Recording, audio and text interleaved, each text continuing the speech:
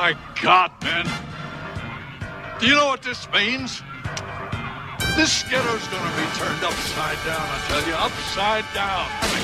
If you get on his bad side, brother, you're done for. Now, it's only a matter of time before he finds out, and when he does, no matter where he is, get ready, gentlemen, because hell's a-coming. Hell's a-coming. Hell's a-coming. Hell's a-coming. Hell's a-coming.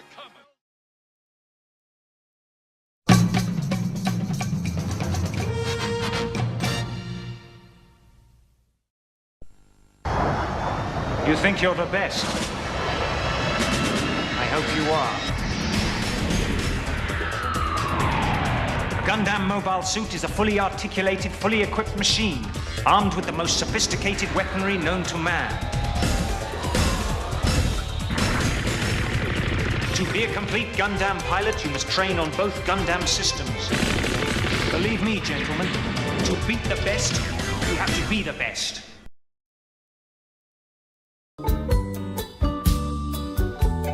Hey, this is Stephanie Shea, and you're listening to Gundam at MAHQ. Hey, buddy, I'm not paying you to hear your thoughts on life. I'm paying you to sing. Well, I have a microphone, and you don't. So you will listen to every damn word I have to say!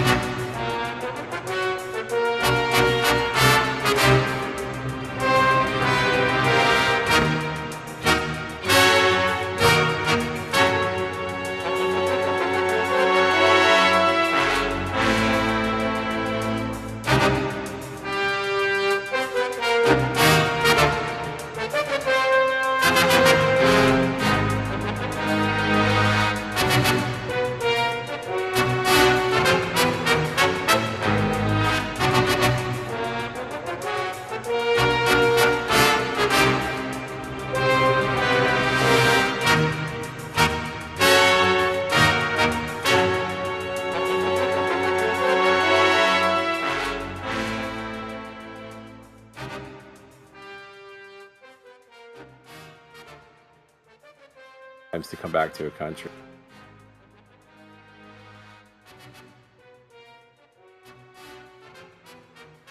All right, everybody, welcome back to Gundam at MAHQ. This one, your host Neo, and joining me always is the Soul Bro and the Chris. Yo, man, we got the Muad'Dib of MAHQ with us. Let's go. Who's that? Is that Chris? That's Chris, man. Come on, leading us out the desert. Oh, there. Oh, wow. Okay. But yes, welcome everybody. I hope you guys are doing well tonight. Yes. In 34 ways. I hope you're doing well. Oh, no doubt. 1, 2, 34 times. You count. You always showed me how to do arithmetic. But Chris, how's it going? Have you banned 34 people today? Probably, right? I mean, in the time that you started talking. Oh. So there you go.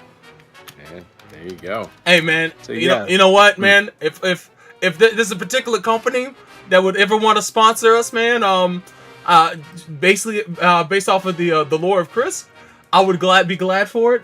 Shout outs to, let's see here. Shout outs to U-Band Coffee. Traditional roast. U-Band, son. Come on, give us a shot. Give us a shot. We live our reps. So Chris, if U-Band Coffee sponsored us, what would be your signature flavor? Because like up in Seattle, they have like the Starbucks roasteries where they have like the super selective coffee beans. Like they said, Chris, U-Band Coffee is going to use super selective ones. What you can name it? What would you name it? Loser tears. Yes. Oh, there you go. There you go. Loser tears. Yes. No question. Just so ever so bitter. They taste bitter the best. yet flavorful. Yeah. What an aftertaste. full body. not no need for sugar or cream. None. Oh my gosh, that's funny. So, but yes, you are joining us for episode 293 of Gundam and MAHQ, and yes, I'm back. I know I kind of was like a striker last episode because I wasn't supposed to be there, but then I was like, oh god, I hear this. Hey, because it sounds like Chris is going straight Jim Cramer on us. And actually, no, because Chris was actually talking things that made sense in business. Jim Cramer just talked bullshit. There's nothing that's going to happen to Bear Stearns. nothing. Bear Stearns is a solid company. Bam, bam, bam. You should buy. Bye. 2 days later, Bear Stearns bankrupt. Fucking going down in flames. I believe in Lehman Brothers. They're amazing. They've been there for 130 something years. Nothing's going to go phase them. They've been through the Great Depression. Blah blah blah. 1 day later, bankrupt. So, there's like actually he's the shit whisperer or something. Yeah, well, there's actually I watched a YouTube video the other day where it's like his greatest hits. 20 years, like everything that he said was like, oh, you should do this, you should buy this or whatever. And it was like a day later it went bankrupt or was like convicted of fraud, delisted from NASDAQ. God so damn. Like he's so if you're a young investor and you want to know, like, you don't know what to do, listen to Jim Cramer and do the opposite of what he does. You'll be good. So there you go. But yes, episode 293 of Gundam, and we're gonna be talking about Dune parts 1 and parts 2, the epic movies that have come out in what, the last 2 years? Yeah. What, the first movie was 2022, and and then the last one came out the end of 2023, right? I'm saying that correctly. I want to say that Dune 1 came out in 2021. Was it? Okay. I want to say it would be correct. Yeah, it was Okay, at the beginning. It was near the beginning of the pandemic. It came out same day as on streaming as it did in theaters, which was a huge controversy there. But I'm sure we'll talk about that in the episode. But well, and it's based on the science fiction novel classic of Dune, which is like, I think there's other Dune novels that came after it, but this is based off what, the first one, both like movies, the 1,000-page opus from Frank Herbert that was like written in, I think, what, the 1960s or something like that. Mid-60s. Correct. So, we'll be talking about that. But before we get into that, guys, anything as I saunter over to the Larry King Memorial News Studio for some Neo's listener submitted news. I know you guys didn't do it last week. I'll try to be a little judicious here and get through some things. But anything as I'm going over there? Anything? Nothing on my end. Chris, did you ban another 42 people as we've been speaking? Another 34 to be exact, for no particular reason. Oh, no doubt. No, there's no significance to that number at all. No significance. None. Just a total, complete coincidence for anyone listening to this at any time. Yeah, it's weird. Today's like the number 34 has come up a lot today. I don't know why that's come up. Why is that? Like it's Rule 34. Oh yeah. Or the 34th rule of acquisition, which is, if you commit fraud, you will suffer the consequences. Indeed. If caught. So thank you, Ferengis, on that one. So, but oh man, the first one here is gonna come from MCT Dread, and he's got a thing here, and I know this is something that kind of goes back to the last episode, something all near and dear to our hearts. Is he's got from Variety.com, Marvel will release no more than no more than 3 movies and 2 shows per year, Bob Iger says. So, guys, are not you anytime excited? soon, though. Oh yeah. We're about to get a windfall of stuff. Are you excited what Bob Iger says here? Because he's saying like we should just do no more than 3 movies and 2 series. I mean, I think it's been working really well for them the last couple of years, right? I mean, because the quality's been amazing, right? I mean, Phase 5 has been. Oh damn! I've completely forgotten about Endgame and all this other great movies. I'm sure. Right? I mean, Winter Soldier, what? Like, come on. You know, I mean, Quantumanium was like so great I could never finish it. Oh So- damn! And from what I heard, I'm not even like in the first like 20% of that movie. Oh, man. Being held captive at the Supercharger, watching that on TV, like, oh shit, I'll watch something else. So, what do you guys think? Bob Iger, the right? What do you think this? I'm kind of tired of Bob Iger, and Oh, this is all his fault anyway because he can try to stick that all on Chapek? Bob Chapek, but these decisions are made years in advance. Yep. These shows and movies have long lead times. All of these decisions of we need tons of content to feed the beast that is Disney Plus and force people to subscribe to it. Yeah. Those decisions were all made during Iger's first tenure. So, he can act like he's course correcting, but it's like he was the one who steered the company off course to begin with this ill-fated effort. Yeah. If you read this article here, he talks about it with such great like CEO speak. We're going to slowly decrease volume and go into probably about 2 series a year instead of what would be not anytime soon though. Yeah, because next year, I know. Next year they got 4 movies coming out. We kind of have shitting. Oh, go ahead. Shitting us. No, they keep shitting stuff all over the place. Yeah, they built up a backlog that they have to eventually to show. But next year is going to be pretty loaded. 2026, we might see signs of that.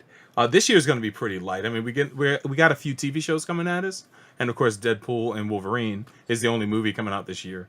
So that's just because of other extenuating circumstances. But next year is going to be pretty loaded, and then after that, we'll eventually see it transition down to this if they do decide to continue the MCU. So we'll see. That's all based off of box office. Yeah, box office. They decide to continue the MCU. That's a hot take. They got to perform. These movies have to perform. They just went back to the. Soulbro is saying they got to perform. They just went back. Damn. They just went back to the drawing board again for certain parts of Blade. I don't believe that movie's ever coming out. They keep getting. The movie has more writers rewriting that movie than more writers and actors than crew in the movie. It's like at this point, and it's going to cost them several tens of millions of dollars because of the rewrites, because budget and all that stuff. I think they're adding budget. I believe I heard they're changing the villain as well. So it's a mess. It's a mess. Blade is an absolute mess. I don't know if we're going to ever see that movie compared to anything else. Why is this such a mess? It's such a simple story. Yeah, you would imagine. They did it 30 years ago with Wesley Snipes. Yeah. It was pretty fucking simple. Yes. I mean, you could say what you want about those movies. I mean, the first movie's a good one. The second one and the third one, you can take them or leave them. But yeah, I mean, at least they were entertaining. But it's a fucking simple concept. Like, what is going on? Like, okay. I don't know. They need focus. That's what they need. But anyway, they need to all lose their jobs. Honestly, they need to lose their jobs because I have no faith in Hollywood anymore. If you're going to be doing stuff like this, so let's see here. Do you guys care about Lord of the Rings? No, not really. Okay. Okay. Do you care about the fact that Chris Pine was surprised that new Star Trek 4 writer had hired because he thought there was already a script, but he was wrong? But is that bullshit? Now there's a movie that has more writers than production crew. There we go. There we go. Let's talk about this one. This comes from Rodimus76, and this is Variety.com. Chris Pine was surprised by new Star Trek 4 writer hired because I thought there was already a script and I was wrong, and they decided to pivot. So I don't know too much about what's going on. I know that there's been a whole bunch of things going on with Star Trek lately with the movies, but I don't know. You guys go ahead, Chris. If I think you want to say something here as I read this article, because I've been out of country the last week or so, so I just don't know. But I mean, Star Trek 4 has gone through, probably close to a dozen writers at this point. Yeah. Just back and forth with different concepts, and they initially had a couple of years ago made this big announcement they were going to get everybody back, but they hadn't signed anybody, and that they were going to do a time travel story with George Kirk so that they could swing in Chris Hemsworth again now that he's famous, and it's just gone back and forth. And I'm talking just about Star Trek 4, the fourth Kelvin movie. I'm not even talking about all these other things that have come and gone, like the Quentin Tarantino, Noah Hawley, this other prequel thing that they're saying is gonna come out. It's getting ridiculous how many fucking times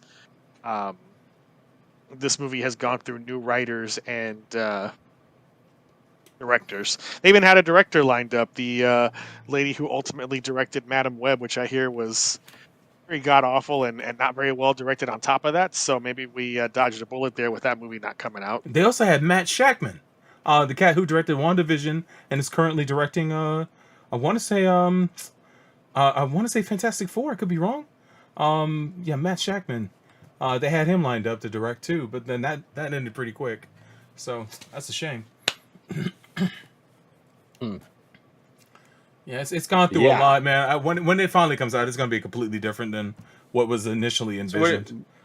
So what should they do? Should they just end this and just start a new? I'd say call it a day, because consider this: the amount of time between 2009, when the first one came out, and now 15 years massively exceeds the entire time span of the 6 movies of the original series.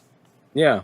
So in less time, they made 6 movies, and here in a great amount of time, only half the movies to show for it. It's like none of these people are getting younger. They're all much more famous now than they were back in 2009.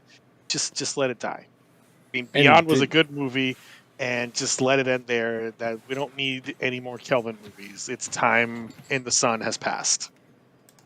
Yeah, because I think earlier this month, that was the 15th anniversary of the first Star Trek, of the JJ, the 2019. Yes. Yeah, so it's like, I didn't even realize when you talk about the first 6 movies they did in less time. Yeah, it just.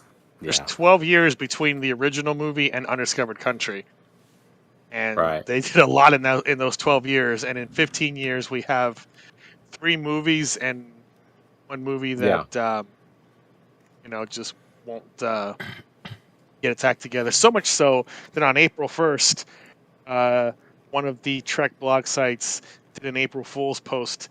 Paramount announces that because they just can't get Star Trek 4 to come together, they're going to move on to Star Trek 5. And they announced a new writer and director.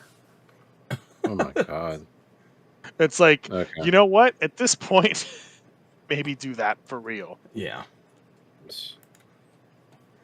Yeah, that's, I don't know.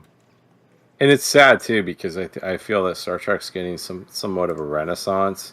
Yeah. And you gotta strike, and it might be a good time to do a movie, but yeah, I mean, do we even care about the Kelvin timeline? I mean, I think it's it's a nice distraction, but in the end, does it matter? Do we really need its time has come and gone. It's his own convenient thing for the most part. It allowed JJ to kind of mess around with events, and I appreciated it for what it was. But they don't have to sustain it. It could just kind of fall off. I'd like to kind of get back to the prime timeline, and enrich that further, exactly, and go into areas that have not been quite explored, like the 25th century or the 32nd. I'm cool with revisiting those periods. Going back in time, I don't want to see young Picard. I know they're doing a comic on him right now. Really, it's cool if you're doing it as a comic. That's not hurting anything. But yeah, where they left off with Star Trek Picard, You want to jump ahead 10 years or some cool shit like that, and catches up on what's happening in the universe, I'm cool with that. I would love to see it. Or if you want to revisit the 32nd century where Discovery just left off, I'm cool with that too. Let's let that. That's roll. already happening with Starfleet Academy. Exactly. So we're getting some stuff, and they want to do a movie in one of those periods or a time period we haven't seen yet. Let's rock. But other than that, that's what I want. I think if you're gonna do any time period, like a different type of Star Trek, if you're especially not like an Enterprise one, you still need to keep it within the timeline of the Monster Maroons, baby. Because you know what? When was Star Trek the most popular? With the Monster Maroons. You're gonna love Section 31 because they're revisiting that period. So get ready. That's what I'm saying, get man. Ready, buddy. That's what I'm saying. I love that. That's. I think I looked online and it said that at one point that was like the longest standing, just because the whole thing with the timelines are so crazy. It's like the Monster Maroons were for this longest time. It was like yes, because they're the best. F you. So, but oh man. All right. Let's see here. Oh, MCT Dread comes back with Mobile Suit Gundam anime series celebrates 45th anniversary with some film screenings from Crunchyroll.com. Ooh. So yeah, man, you guys know Mobile Suit Gundam, right? Absolutely not. Well, it celebrated its 45th anniversary. It's officially entering Mobile Suit Gundam. First Gundam is officially becoming middle aged. So Hell it's yeah! gonna sit there and bitch about the kids in the neighborhood and get off its goddamn yard and all these other things. And it looks like there was a screenings entitled Gun Cinema Fest. The films included Mobile Suit Gundam's trilogy, Mobile Suit Gundam Char's Counterattack, Mobile Suit Gundam Hathaway, which I don't even want to go with that because I'm waiting for the conclusion of that. But hey, whatever. And that's going to begin in June 7th of 2024 in the Japanese theaters. So, yeah, that's pretty cool. Makes me want to go back and watch that. I haven't watched the trilogy movies and Char's Counterattack in a long time. I need to break those out, man. I've been wanting to watch Char's Counterattack for a minute now. Yeah. I need to jump on that. I might just watch the original trilogy and then jump right into it. It's still, every time I think of Char's Counterattack, I still get chills when I think of the freaking Adult Swim Midnight Run commercial for Char's Counter when they debuted that. Oh man, it was so great. God damn, that was good stuff. That was good stuff. Best promos in the business, man. God damn. Granted, that time sucked because now you can get stuff basically the same time it's released in Japan. Sure, but that was still kind of cool. Yeah, but, I still remember going. I still remember going to Best Buy. I want a world where you have both. Yeah, where you have cool promos. Yeah, and getting it shit simultaneously. I still remember going to Best Buy day of release and picking up Char's Counterattack with the slipcase. I still got it, man, on DVD. I still got that one. That shit is fucking DVD, man. Shit is gangster as fuck. Yeah. I got the DVD and the Blu-ray. Yeah, man. So it's like I need to get the Blu-ray. Yeah, they've got it twice on me now. So. Man, double dip. Oh, dude, they'll probably triple dip when the next format comes out. Yes. So, but Gundam Cinema Fest is part of the program for Gundam Next Future Road to 2025. It's a regional event that leads up to the Gundam-related expo that will be held in Osaka in 2025. And then they just talk about Gundam. So yeah, that's cool stuff, man. Definitely cool stuff. So, see here. Oh, voice actor Hideki Uzumi dies at 68. Who is he? I don't recognize that name. Hideyuki Umezu. Let's see here. Yes, he voiced Diamante in One Piece. Oh, he voiced Vashti in Double O. Man. Oh, okay. Cool. Damn, man. Oh. I mean, not cool that he's dead. No, well, not cool that he's dead, but I mean, cool that he voiced that person. So, but sorry, dude. He probably died of smoking. They all do, man. For some reason. May he rest in peace. It's another loss, man. It's mid 60s, man. It's rough for Seiyu, man. It's really tough, man. I wish people back then would have stressed to them more not to smoke, man. I know it's one of those jobs where you have a lot of downtime. You're outside smoking, man, because everybody's doing it. Man, fuck. Well, if anything. So Yazzie88 gave me a thing for the Anime News Network here. Oh. Toyo Furama admits to a affair. Is this like real? It's real. Yeah, it actually happened. Oh, it's real. It's very real. I will. Okay. I will step in and say don't bother reading anything about the ANN article because the ANN article is like, it's very weirdly and passively written. You know. So what's the issue here? So he had an affair with a woman who was about half his age. He was emotionally. Was she over 18 or? Yes. Okay. He was physically and emotionally abusive, and he also coerced her into getting an abortion after he got her pregnant. Yeah. Oh. And he basically got caught and put out a statement admitting it, which, you know, is not very admirable because he only admitted it after they, you know, caught him red-handed and had him dead to rights. Right. Yeah. So, yeah, he's admitted it, and yeah, it's like, oh, you're a fucking creep. Like, that's not cool, wow. and don't ever like anybody. Oh shit! Don't ever meet your heroes, right? That's what it actually comes down to. So. Man. Okay. Yeah, he was actually supposed to be. My wife went to MomoCon last weekend, and he was supposed to be there. Yeah, but of course he canceled last minute because of the controversy behind this and everything having to do with that. So at first, I think they announced that they canceled, but didn't say why.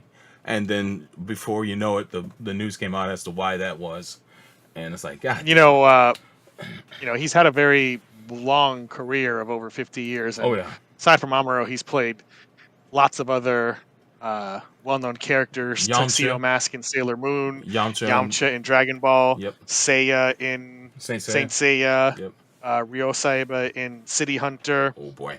And somebody pointed out something very disappointing and unfortunate. He also is the voice of Sandwich Stealer. The same character or creeps would turn out to be fucking creeps. Yeah. If you can repeat that, my headphone cord dropped out. Yeah, is that the English actor for the Sabo in One Piece? Oh, is that creepy sandwich motherfucker? Oh, the sandwich stealing motherfucker. Jesus Christ! Yeah. There you go. Yeah. There you go. Well, he's got to pay the price now. I don't know if this will completely end his career or if he'll have some downtime and then eventually bounce back. He didn't do cocaine. He didn't do cocaine, so that's probably okay. Yeah, cocaine is the real career ender in Japan. Is it really? Wow, I know drugs. You get even for weed, you get fucked up legally for that shit. So yeah, cocaine, man, that's oof. Yeah, that's no bueno. Yeah, man. Yeah, fuck that. So because of like cocaine stuff, people have had their careers ended, and a couple of years ago there was a Yakuza spin-off game called Judgment. Yeah, came out in Japan, and had an actor who did the voice and the likeness for one of the villains in the game. Yeah, dude gets busted on cocaine charges. Sega immediately recalls all copies of this game. Oh, it had already been out for months. Word? And they recast the character with another actor, changed the character's appearance, and had this new actor re-record all of the dialogue, and then they reissued the game. Which, again, had already been finished and out. That reminds me. So suddenly, anybody who had an original retail release and had bought it right when it came out, you had a collector's item on your hands. No doubt. Holy shit. Which is not the case with the American version because the American version wasn't out yet. So we have the revised version with the different actor. Similarly, there was an actor who was in Yakuza 4 who got busted on cocaine as well.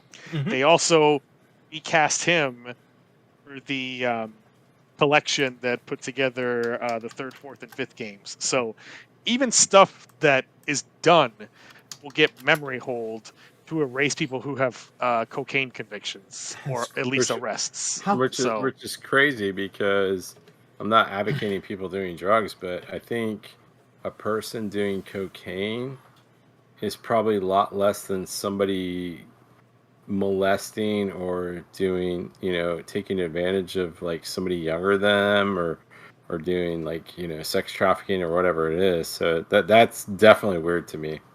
Like, I'm not saying either one is good, but if you're starting to like kind of, like, oh, this guy was like with an underage girl or a very young girl and did all these horrible things, that's okay. But the guy that, was doing cocaine and basically who's he hurting besides himself? Yeah. And we're going to sit there and erase all history. That's kind of fucked up. Like, I mean, just hearing how quickly they replaced these guys reminds me of how quickly Ridley Scott replaced what's his name, Kevin Spacey in All the Money in the World.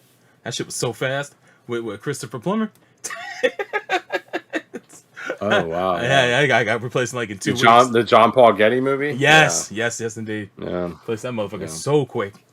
But yeah, it's I didn't know that about cocaine in Japan, but now I know. Yeah, now I do. So what did we learn on this? Don't do cocaine in Japan. Hey man, Rick James. Shout outs to Luis. You're famous. Villalobos in the chat. Luis Villalobos in the chat writes, "Cocaine is a hell of a drug." Yeah, it is. So yes, the ghost of Rick James should not go to Japan. No, we're going to tell you that right now. Don't go to Japan, Ghost Rick James. If he stopped at the border. Yeah, it'll be stopped at passport control. Exactly. Oh, the ghost of Rick James. God damn. They don't make people like that anymore. No, they don't. Oh, the next one here is from around the 76. Go Gias Rose of the recapture anime debuts on Disney Plus on January 21st. Has 12 weekly episodes. So yeah, man. You sure you want to say January? Oh no, June. Oh, there you go. June. There you go.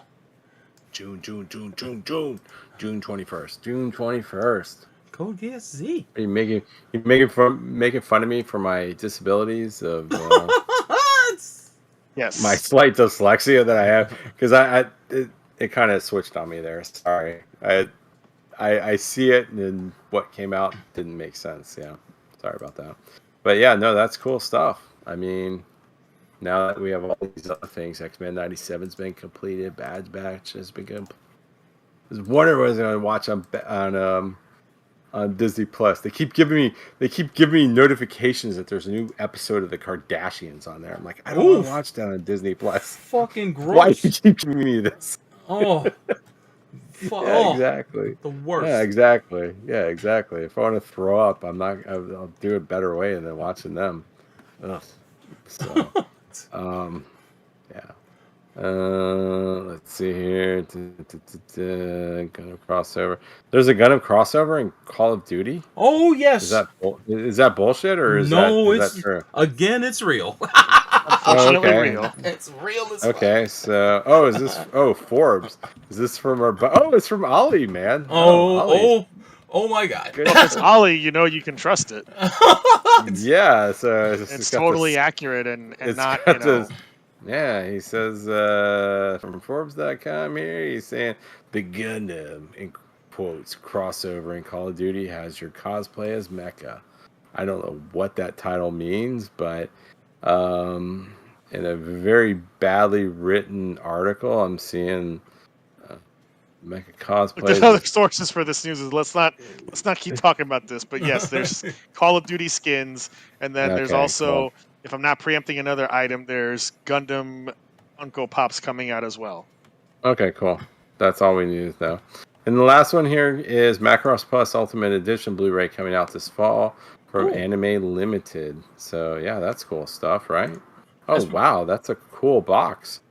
Over the weekend at MCM Comic-Con London, Anime Limited announced plans to release Macross Plus Ultimate Edition Blu-ray with launch penciled in for fall of 2024. For folks in the UK, it'll be available at alltheanime.com. For Sharon Apple fans in the US, Crunchyroll store will carry the set exclusively. Wow, this is pretty cool. It's dope, man. Look at this. Wow. Yeah, it contains a 4-episode 1994 OVA and large, rich slipcase. Physical bonus includes hardcover book looking back at the history, production. Wow, this is this is cool. I got an update for you on that. Oh, go for it. Doesn't give a price. Yeah, pre-order set to go live June 6th, 9 a.m. Pacific time. Cool. Because that's the only time that matters, right? Yeah. Chris, what was your update on that? Yeah, what is the update on that? Anime Limited, they're a UK company, so it's kind of weird that they're releasing Macross Plus in America. Mm-hmm. But they announced over this last weekend that they have also licensed Macross Zero. What is not clear yet is if that's for the UK or if that's also for the US. I tried asking them on their Facebook page, and some random idiot replied to me talking about how all Macross is banned in America because of Harmony Gold, and then I kept arguing with him and showing him how wrong he was, and he kept telling me that I was wrong and needed to do my research, and then I guess somebody at Anime Limited got tired of both of us and deleted all the comments, and then nobody ever actually responded with a real answer to the question that I asked. God damn. What a piece of shit. Oh, that'd be cool, because, I mean... The guy's like, I got some screenshots, this guy's like, he would laugh react to my comments, and then he put, like, you know, maybe you should do research before you, you know, speak up and don't look stupid, you know, because Harmony Gold, and it's like, you know, buddy, you just got no idea what you're talking about, but keep doubling and tripling down. Did he realize who you were? Like, you should have just, that was a point, Chris, or you should have just pulled the thing of, like, do you know who I am? Like, that you should have done the thing that all, like, C-list actors do to the cops when they get pulled over. It's like, do you know who I am? Because that's not my style. That would have been perfect.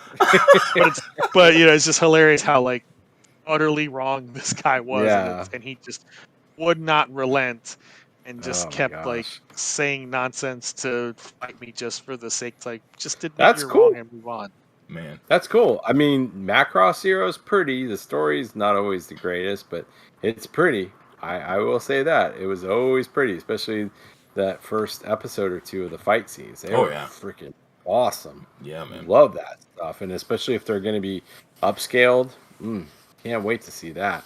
I mean, I have my old Macross Zero bullshit, like HK rips somewhere. Well, in fact, Macross Zero is indeed an upscale because, you know, it's from the early era of digital painting anime, so it is not real HD. It's just an upscale.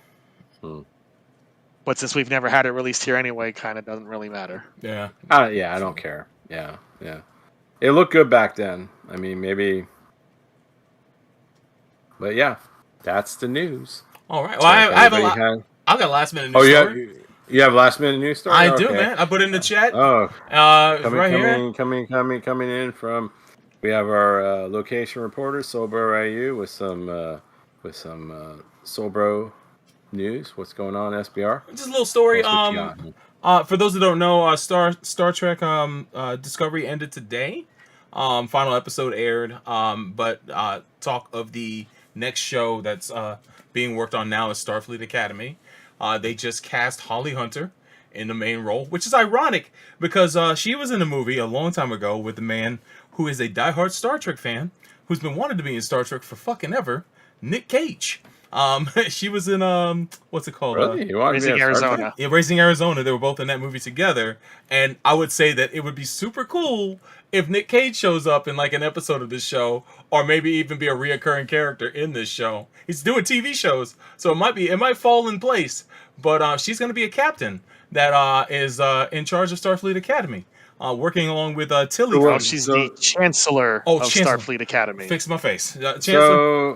So what do you want Nick Cage to be? I don't care about Holly Hunter. I want to be a villain, straight up. You know. No, come man. You need him to be the crazy drunk admiral. Like, that's what we need him to be. That's what I want him to You want him to be human or alien? I don't care. Hey, man. I just want him to be Nick. Let him rock. I want him to be Nick.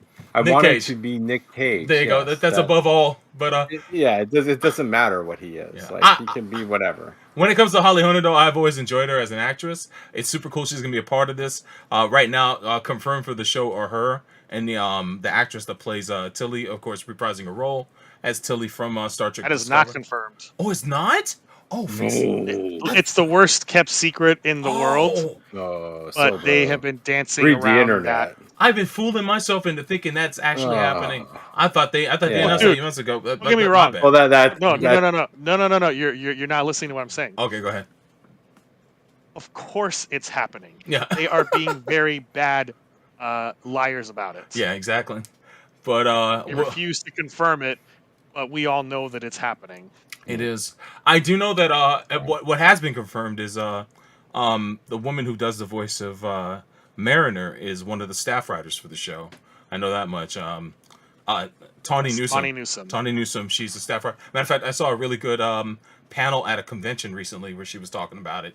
I secretly hope that they might find a way to put Mariner in the show, but I don't know how they could do that. But if anything, I'm excited to see it regardless. It looks like it's lining up pretty well when it comes to actors and actresses in it. Now that Holly Hunter's in it, they're probably going to cast the rest of the show around her and how these characters' chemistry will be with her. So I'm excited, man. I really hope they knock it out the park and that it's a show that goes above our expectations. But yeah, that's what's up. I just feel bad for Boimler that his dad's like into the number 34. Oh. I feel bad for him, like, and especially after Nobody's seeing some perfect. of it. Oh, yeah, after seeing some of his tweets, it's like, woo! Because he was like, I don't like the number 34, and he's like, but his dad's like, I love it. So yeah, that's gotta sometimes be fun. the apple. That's gonna be fun at the table, at the dinner table. Yo, Jack. Yeah, I actually got more respect for him because I thought he was just a nepo baby piece of shit. But I'm like, oh, okay, that's cool now. Nah, so Jack. I got more. No, I mean he's still a nepo baby piece of shit, but power to the people, man. Well, first off, Jack is fucking. I love Jack Quaid. Every role he's played has been fucking awesome. So, and he played Superman is back. My Adventures Superman is back. My man is cooking. Guys, yet how again. about we talk about the main topic? How about we do that? been All right. Not Enough. getting to for an hour and a half. Indeed. Main topic. Good times. Dune. But I'm excited for this news, and back to you. Dune, part 1 and part 2. That's what we're talking about. All right. Chris, give us a synopsis. Woo-hoo! I am not going to give us a synopsis. This story's been around for 60 years. Yes! There's been We will previous not give a adaptations. synopsis. Fuck the Will not bullshit. We give a will only synopsis. talk about this. And we're not talking about the 1980s film that has Captain Picard in it with like kind of a mullet. He's got kind of like a weird like skullet mullet thing, right? Skullet. I think He's got he's got like the Hulk Hogan skullet thing. Like he's bald, but it's still long in the back. So I don't know. But this is. All right, so I'll give him a this very is- tiny synopsis, All right. which is interstellar politics in the far future, where interstellar travel is entirely dependent upon this spice drug that is only available on one planet in the whole universe called Arrakis, that has these desert wanderers called the Fremen who live there, and this kid Paul Atreides is there on Arrakis because his royal family has been sent there as part of a trap. They get wiped out. He goes, hangs out with the Fremen. They think that he is their prophesied savior. He rallies them all, and he unleashes a interstellar jihad on the entire universe that you'll hear about more in the future. Not jihad. That's the two parts of the movies. Can't do that because he's a white guy. So it's not Muslim. All right. I feel you have some thoughts on this movie. No. I want to hear Sobro first. I want to hear Sobro me, huh? Oh, no doubt. Yeah, I want to hear Sobro first. All right, man. Well, All right, Sobro, what are your thoughts? You can tell us either part 1 and 2 separately, or if you just want to do them as a whole, whatever floats your boat. I'll do part 1. And then we'll see what works. I know that I saw this pretty quickly after it came out because it was made readily available thanks to the pandemic. In their infinite wisdom, HBO Max at the time, HBO Max wished to release this movie in theaters at the same time they released it on their streaming service, thinking that that would be the right move. I remember there was a hubbub behind this, mainly from directors, especially Denis Villeneuve, and if I was him, I'd be pissed as fuck to find out that the movie he worked so hard Chris on. Nolan was so pissed that he left Warner Brothers after working with them for 20 years. Yeah, what they did with this movie cost him Oppenheimer for the most part. So Chris Nolan was not down with that. He does not. He believes in the theater and the power of seeing the movies on the big screen, which Denis does too. Talking about Denis Villeneuve real quick, this man has not missed. Every movie of his I've watched, I have thoroughly enjoyed. I still think that Sicario is his best movie, but Dune Parts 1 and 2 and Blade Runner are up there as well. He did Sicario? He definitely did Sicario. It's fucking great. So good. That's a good movie. And don't throw shade by not mentioning Arrival. And Enemy as well. Enemy is fan-fucking-tastic. But Arrival is great. Every movie he's done is fantastic. Even the one with Jake Gyllenhaal and... Because he's French-Canadian, dude. Yeah, he's French. The other one, Jake Gyllenhaal and Wolverine, I forget what it's called. It had to do with the kidnapping. That was really... No, it was something else. But... watching this movie for the first time, I sat down and watched it with my brother Aaron and his fiance, and we thoroughly enjoyed it. I never seen anything of Dune. I've heard of influences of Dune in all sorts of things, but sitting down and watching the first movie.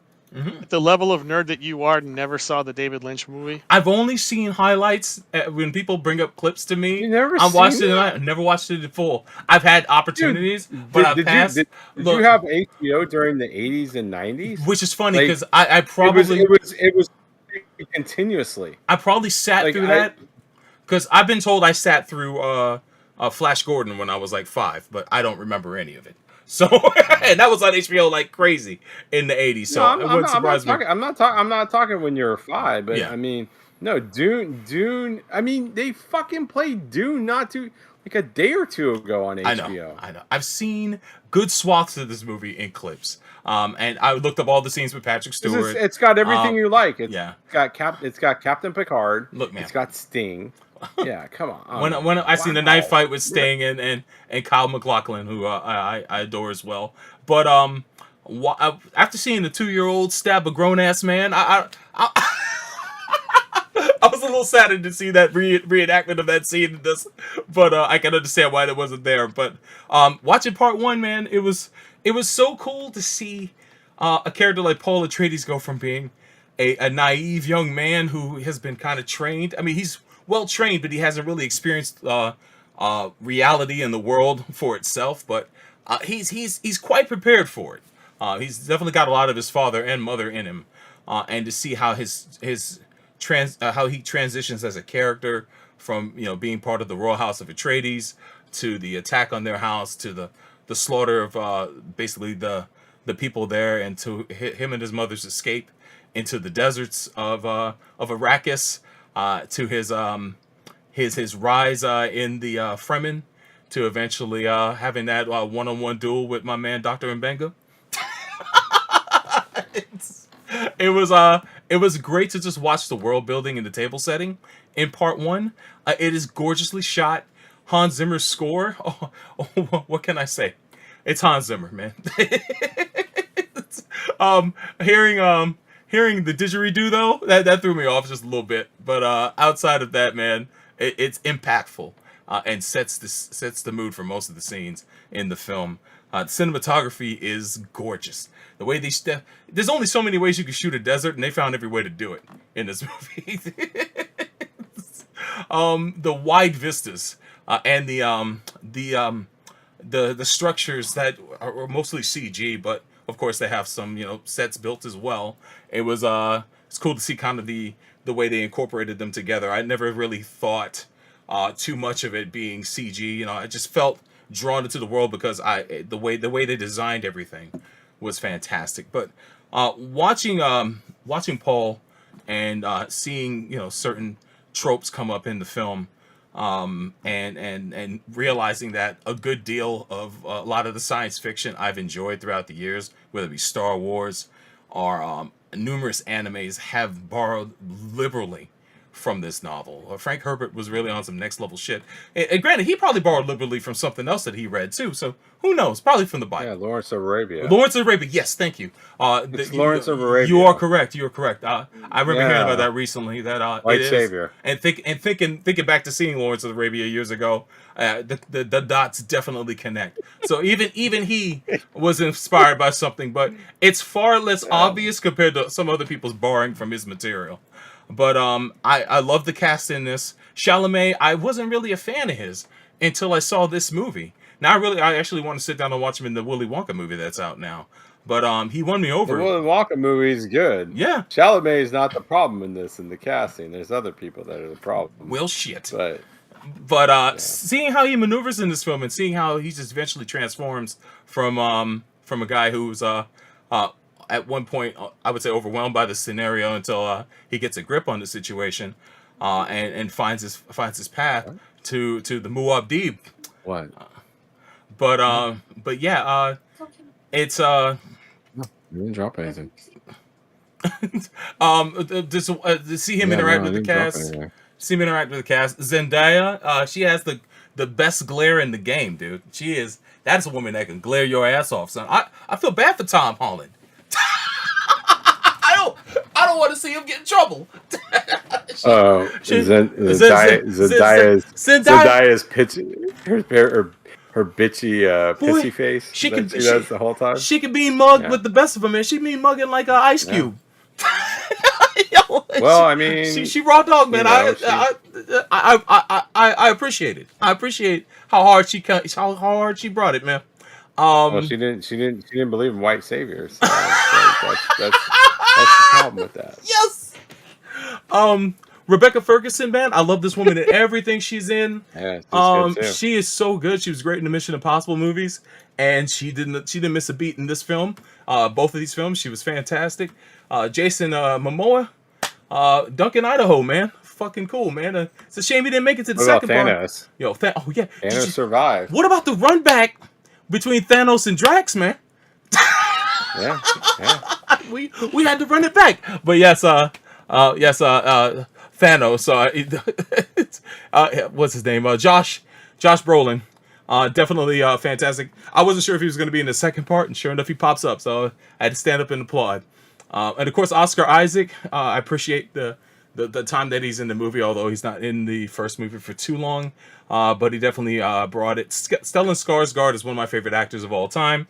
Of course, we know him as Luthen Rael in Andor and many other roles. But he's, of course, an intimidating piece of shit in this movie, and I appreciate every second of it. But yeah, the whole cast, man, was really solid. And the first part for me went by fast. I know for a lot of people, some people were bored.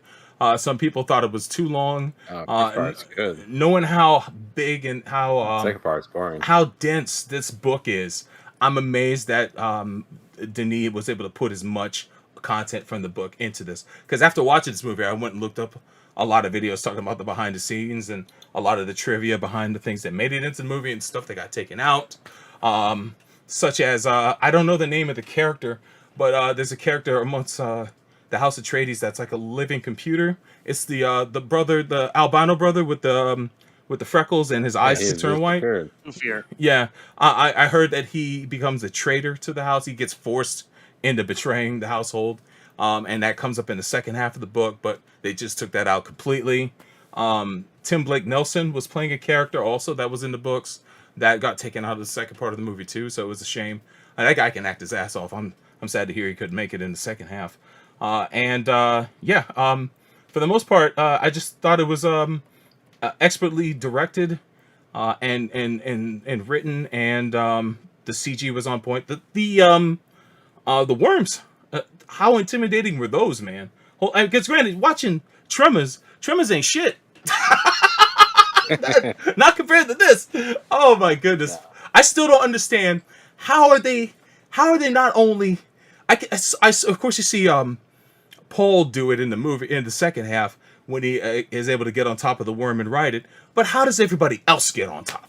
That's what I want to know. Yeah, yeah, and put their tents and stuff. Like, Bro, I didn't get that at a certain point either. I don't know. How do you stop it? Like, does everyone just have to jump on? That's the type of shit I wanted to see, but I'm sure they didn't have time for. So I'm gonna just let it rock. But my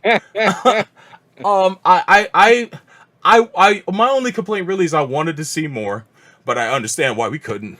And it's better that it was a movie and not a miniseries. I never, as I mentioned, I've never watched the whole first original film. I've seen bits and pieces of the sci-fi TV show, and I heard that's a pretty good version of it. But I'm sure this version blows it out of the water, and I'll let you guys talk about it further. But I'm gonna toss it back to you guys. What are your thoughts on the first movie? All right, Neo, what are your thoughts on one? I mean, to be honest with you, I will just put this up front. I knew nothing about Dune. Mm-hmm. I only know what I read online. I've never read the book. I've always seen the back in the day when we had bookstores. I used to see the book on the bookshelf, and I think it's like a 1,000-page book. Like, it is super intimidating. Yeah, not quite that huge, but it is very long. It's very long. Yeah, and I mean, I've seen the original movie that was done in the 1980s. It's ridiculous. It's got it is. I mean, it's ridiculous. It's got overacting all over the place. I know that it has like a special, like almost like a cult film factor, like a cult film thing now. So like it's so bad that it's good. But I know the challenge has always been the source material. Like, and it's kind of in the vein of like the Game of Thrones. Like, there's so much there that you need to, how do you do this? And so, yeah, I mean, the first movie, the second movie, watch both of them. In terms of, I like the first movie. I feel the pacing's good. It kind of sets things up. You kind of understand very quickly. I was, because I've always heard that Dune's been very political. There's lots of like things going on, and there's lots of exposition in the books and stuff. And I felt that I kind of understood what was going on. It's a pretty simple thing. I mean, Empire. There's a house. One feels like they feel like one house is more powerful than the others, could usurp the emperor. The emperor does nasty things to get rid of them, does it. There you go. So, and then, surviving son somehow becomes the savior to the people in the colonial environment that they're in, and and then we have all these other things going on. And so, I mean, I think the first movie was 2 hours. The second movie was like almost 3 hours. No, they're both about 2.5 hours. Yeah. About 2.5 hours. Okay. Mm-hmm. Oh shit! I guess the second one felt longer than the first one. So I mean, I watched them. We get to the end. We get to Paul getting his retribution on the Emperor, becoming Emperor himself. Spoiler alert. Taking the revenge on House Harkonnen, who was part of the whole plot of getting House Atreides out of this situation.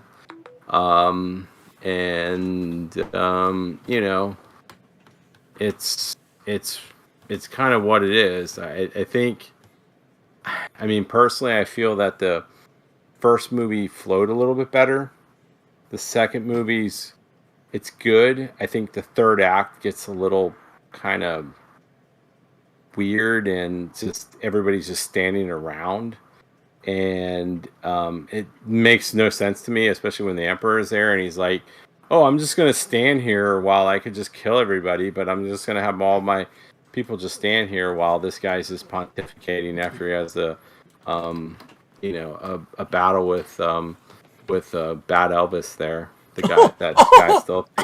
he still was talking about that. Oh, And he's no. a bad character. He's a bad I know he's the Sting character in the original Yes. movie. Jazan Gable. But yeah, he is so bad. I mean, bad casting. I don't know what's going on. Wow. Really? Yeah, thought he was good. I'll get into it when I talk about the second half. Go ahead. Really? Yeah, Oh, go. okay. Wow. Please. He was just. Please. He was terrible. I mean, he was respect just- your opinion, but continue. Sorry, brother. I just can't do it. I mean, Wow. The Baron, good casting. Woo. Actually, Timmy. Timmy, man. I like Timmy. Big Tim. Yeah, I like Timmy. I have no problem with Timmy Chalamet. I know people shit on him, and I'm with Hollywood. Make him Armor Ray. I don't care. Oh shit. I bless it. No, he was good. And I think his mom, Yeah. good. And a friendo, he was good too. Oh yeah, man. How'd you like that? Yeah. Old Country for No. Well, it was a No Country for Old Men reunion. Well, he was basically he was basically a true believer. No, I mean, I think the casting was okay for certain parts. I like Thanos as the bad guy. I still believe though, if I have to read the books, I still feel that like that character somehow was like, I don't know, in the movie it's like all of a sudden all the bad shit started happening. It's like, oh, he survived for so long, but he has to be like a double agent. But Gurney? maybe that's me. Man. I don't know. Yeah, I don't know. Maybe that was just the way the movie felt because of the way it was paced. But yeah, I mean, it went to the conclusion. Okay, Paul is the chosen one. He used the brown people and black people to get to his advances to overthrow the emperor. Tale as old as time. He takes over that and he says, you know what? I love you, Zendaya, but you know what?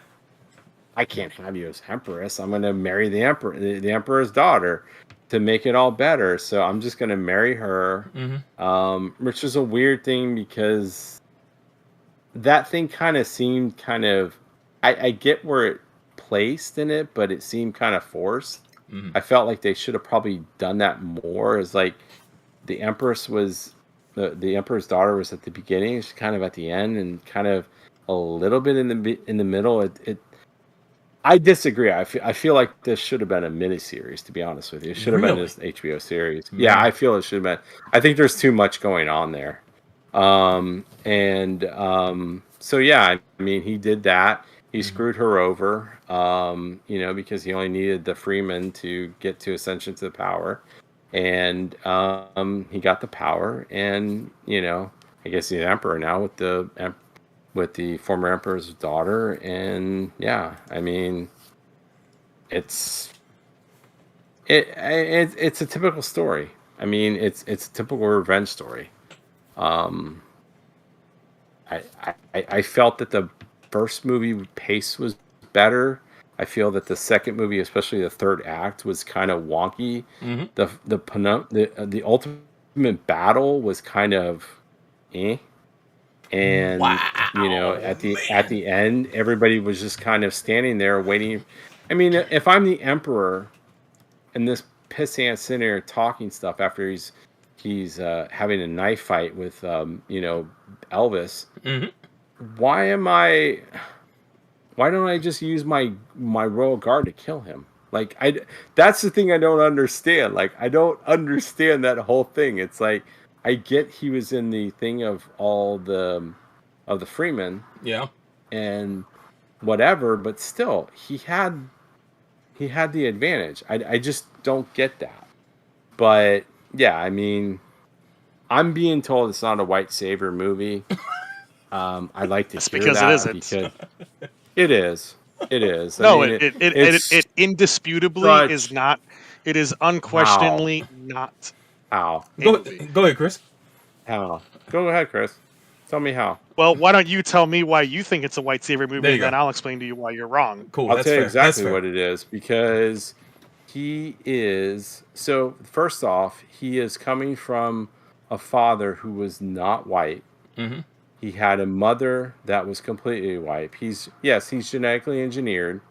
He is brought into these people that are the oppressed people that of a country that is being colonialized, that is being sat there and siphoned for their resources, their natural resources, which is the spice, which basically goes to what? Oil. This is basically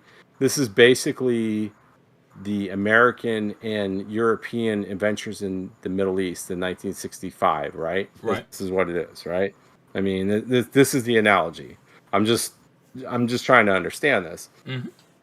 So the freemen can't get freedom until they have the white man who knows everything about the people they're about to fight. And even though they were doing a good job, and even under his leadership, because they have to be organized by him. And then what does he do? He doesn't really care about them, because in the end, he doesn't give a shit. Mm-hmm. He doesn't give a shit about Arrakis. He gives a shit about avenging his father and becoming emperor. I mean, he screws over the girl that supposedly he sat there and told her he loved. The brown girl he told her he loved. I think it's more complicated than that, but go ahead. I'm sorry. No, it's not more complicated. How is it more complicated than that? Because I'm watching the movie. What's the complication? He says, "Oh, I'll always love you, but when I have the position where I can sit there and got the emperor at his knees, I'm gonna take my advantage." Yeah. And what is the lasting image at the end of the movie? They all get in their spaceships and leave Arrakis, and she's on the fucking planet, looking as they're walking away. What? How is that not the white savior narrative? All right, I'll let Chris talk on this. Go ahead, Chris. So it's not a white savior narrative for various reasons. One, the Fremen are not indigenous to Arrakis. Nobody is anywhere because everybody's from Earth. Earth is fucked up. Nobody lives on Earth anymore, but every planet has been colonized by Earth, so there's no such thing as indigenous populations. So that's one reason why it's a white savior narrative. Number two, the prophecy that they have in part one is very, very clearly explained as being fake nonsense planted long ago by the Bene Gesserit, who went around planting these like fake prophecies about the Kwisatz Haderach on multiple worlds so that all of these populations would be primed in the future to obey them when the Kwisatz Haderach finally did appear. So these people are believing a prophecy that is not of their own. This isn't some like fucking Jake Sully Avatar bullshit where they have these prophecies that, whoever the fuck is going to come ride the big bird and save everybody that they came up with themselves. This is all fake stuff made up by the Bene Gesserit to control them. So that, and the fact that, again, the Fremen are not indigenous to Arrakis, those are the two reasons why this is not a white savior narrative. It is, in fact, a subversion of the white savior narrative. And because after the original book came out, people misinterpreted it and took Paul as a hero, Herbert went and wrote Dune Messiah and made it even more explicit how terrible a person Paul is with his jihad that kills 61 billion people across the universe. That this is not a savior narrative. It is not a white savior narrative. This is a story about a bad guy. And then David Lynch comes along with his movie and has Paul be this heroic character, which again, he is not. The best descriptor I can give for this, for people's misunderstanding of the narrative, is that people think that Paul Atreides is Luke Skywalker, but really he's Anakin Skywalker. Yeah. Well, that part of so the books that came after, that's got nothing to do with these movies, because we're only talking about these movies. But I would venture to say that people that are from. Because it is a definite discussion of the Middle Eastern. It's analogy of the Middle Eastern, what happened in the Middle Eastern world here in our world, and there is parallels to that. I get it. I get what you're saying. Okay, in the subsequent things or whatever, but looking at it, it is a white savior narrative. I mean, No, but it's very not. much. I just told you why it's not. I would venture to say is people that are of Middle Eastern origin, ask them what they think. We don't have any here with us aside from Yahtzee in the chat. Yazi, yeah, ask Yazi. Yazi, Yazi, be up front. If I'm wrong, I'm wrong. And look, he can tell me that it's a white savior narrative, and I would still also tell him that he's wrong because it just is not. It just is not, dude. It really is not. I think it's more. It may look that way, but I guarantee you, 100%, it is not. It's more of a story of exploitation. I'm not. No, and that's not in defense of the movie. Paul it's not Atreides in defense of the terrible. movie. That's just saying, let's call something what it is and not what it isn't. No, he is terrible. Right.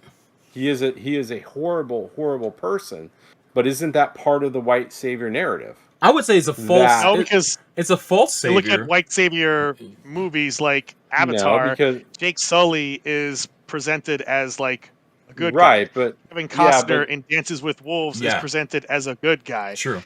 Tom Cruise in Last Samurai is presented as a kind of fucked up but essentially good guy. Right. These are all But he's presented so as up. good guys ultimately, whereas Paul Atreides is a fucking genocidal monster. Yeah.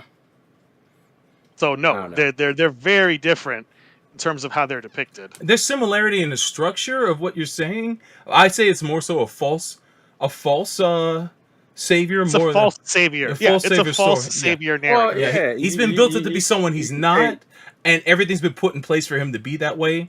He took advantage of it. You can see there's a clear moment in the second film where you see it turn the corner, and that's when he drinks the worm piss. When he takes the piss, Paul Atreides dies. Because keep in mind, in the second movie, he did not want to go south. He wanted to avoid going south. He was afraid to go there. He was afraid of the transformation that would happen in him because of the visions he was seeing that he couldn't clearly decipher. Once he took that drink and he came close to dying and Homegirl brought him back, it all became clear. He realized what he had to do. He put aside his conscience, any morals that he had to step forward and do what he did, and he knew what he was going to lose, and he knew what was coming. He could see the future for what it is. What is he then? So what is he then? If he's not the white savior, he's a false savior. Yeah, because he didn't save anyone, and by the end of this movie initiated a universal jihad. So no, he's not a savior. He's a destroyer. Yeah, for the most part, he's a destroyer wrapped up as a false savior. Yeah, he's been packaged. Well, and that makes sense, but I think in the terms of the movie, when it comes to what they're going against, the Freemen are going against, they see him as a savior. Sure. I think the issue, they're wrong because they've been brainwashed to think that he's the savior. Sure, which is why there's that divide in their society with Chani and a bunch of people not. But they were the minority. Believing it. Mm-hmm. Yeah, they were the big minority. In the book and in the original movie, there was no dissension among the Fremen ranks. They all were fanatics. They were all believers. They all went along with it every step of the way. The Kool-Aid drinkers? This movie acts as a balancing point of showing, no, not everyone believes this nonsense. In the book, they were all in, even Chani. Damn. Yeah. No disputes. They were just all in on Moon and all of this shit, and nobody questioned him ever. That's a welcome change. So he's the white Antichrist, because that's really what it comes down to. You could say that. Because he is. He's evil. He's evil. He is evil. Yeah. Yeah, which is heartbreaking. Because Chani never believed him. Yeah. Even when they were at their best, she never believed him. And she said, if you don't change, And if you stay who you are, I'll always love you. And of course, when he drank that shit and came back and she slapped him, she knew at that point in time. see, He had completely and I came think back changed. this is the problem with trying to adapt this book, and I think this is probably the best adaptation of this book. Mm-hmm. But there's so much in there. Oh yeah. That you need to. This is where I feel like this probably would have been better served as a HBO Miniseries? series. Oh, well, Yeah, I mean, honestly, I think it would have been better because there's so much in there. Because I don't know these things. I don't know what he eventually It's becomes. a very slow story, and I don't Yeah. know if this is a case where more would necessarily be better. Like, I don't know if more than 5 hours would be better, because if you think about these two parts of this movie, if you combined them, it's 5 hours. You could break that Yeah. into 5 1-hour episodes, and bam, there's your miniseries right there. So True. I don't know that we needed any more than what they actually filmed across the two parts. Yeah. Or maybe you just continue it on, like you said. I mean, you don't have to just adapt the one book. You have what he becomes later, and maybe that's Well, that's the basis of part 3. Yeah. So I mean, there's a part 3 coming on this. Oh yeah. Oh, okay. Well, it's not going to be called part 3 probably, because it's a separate story now. But they are doing a third movie that's going to be based on the second book, which really lays into a bunch of details of Paul's atrocities. And they built the bridge to it pretty well in this. Man. Yes, they did set it up at the end of the first movie, immediately launching into the jihad and all the devastation that will be wrought in Paul's name. Yeah. Yeah. Man. I mean, yeah. I don't know. I just felt like that last part of the second movie, it kind of dragged a little bit. Mm-hmm. But I think now if there's a third part, Mm-hmm. I didn't know that, so then maybe that makes more sense to me. Because I do feel that there's a lot of sometimes you feel like there's a lot of stuff that you missed, and Yeah, I can't blame you for feeling that way. I just don't know Dune, Yeah. and I'm probably not going to read that book. Not an easy book. That's what I've always heard. It's not an easy book to read. Which That's is why why I've for never read many years it was considered an unfilmable book. Yeah. And there were other attempts long before the David Lynch version to get this movie off the ground with different directors. There's even a documentary about one of those called Jodorowsky's Dune, which Yeah. I haven't seen, but is about, in the 70s, an effort by a director named Alejandro Jodorowsky to create an adaptation. Yep. A bunch of people tried and failed, and Lynch ended up being the one to do it, but there was interest almost immediately in adapting this book, but nobody could crack it. And the Lynch version didn't get it either, because they cut out so much of the book to try to cram it into its runtime. Mm-hmm. And I haven't even seen the Alan Smythe version, but it's probably not any better. Oh shit. Neil, There is an Alan Smythe version that's longer. I had no idea. Holy shit. Neil, any other thoughts about the first two movies before we move on to Chris's thoughts? No. I mean, I think most of the cast. I honestly think. I know people shit on Timothée Chalamet, but I think he was actually good in this. Yeah, I agree. I mean, some of the other castings, I just felt it's like they're just kind of doing it because they're the hot people, like, the Empress's daughter, that girl. I mean, even Christopher Walken. I'm like, I didn't feel it was bad, but I'm like, I don't know. I just could never take him seriously on stuff like this, and it's just like, it wasn't horrible, but it did feel like at times it's like, oh my gosh, it's just the who's who of like who's hot at this time. But I had more respect on Timmy, and Yeah, I think Zendaya does, resting bitch face Oh, she's the better best than at it. anybody. She's Yeah, incredible. she's incredible at that. Incredible. She's definitely good at that. Yo. And I think the mom was good too. Yeah, oh, yeah. I think the Rebecca actress Ferguson. as the mom, Mhm. yeah, she was really good. Thumbs up. Yeah, so it's yeah. So All right. but Chris, you're up. Chris. And when you're done, I'll give my brief thoughts on movie 3 after you're finished. So, obviously, I have a long history with Dune, having read all the original Frank Herbert books and not any of the Brian Herbert and Kevin J. Anderson trash. And having seen the 84 movie and the sci-fi miniseries, which at that point I thought was a better adaptation, but these two movies really blow that sci-fi miniseries out of the water. I think the casting overall is great. The cinematography, the sound design, especially in part 2, the production design, the costuming. Some characters are in this movie for a short time, in these movies for a short time, but they make a mark. I thought Oscar Isaac was great for the limited amount of time that he was in it, and he was credible, sympathetic character. They did make some pretty big changes from the book in the second movie.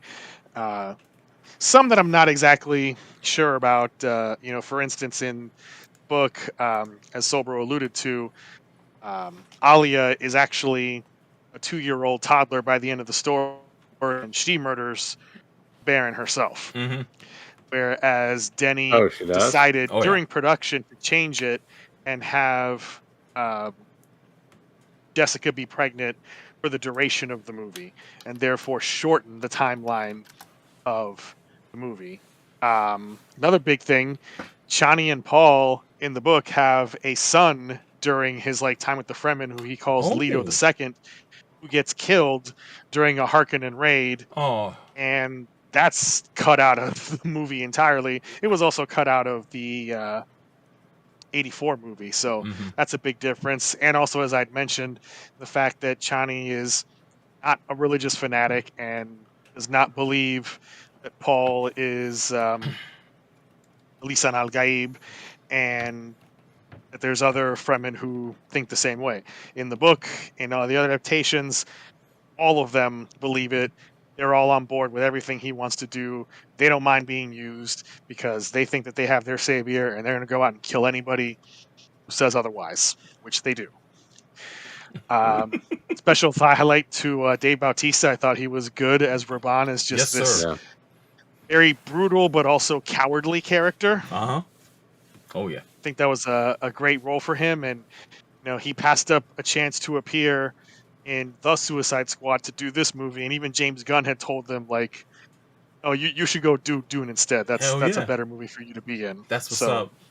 Yeah, it's a better movie than Suicide Squad. Yeah.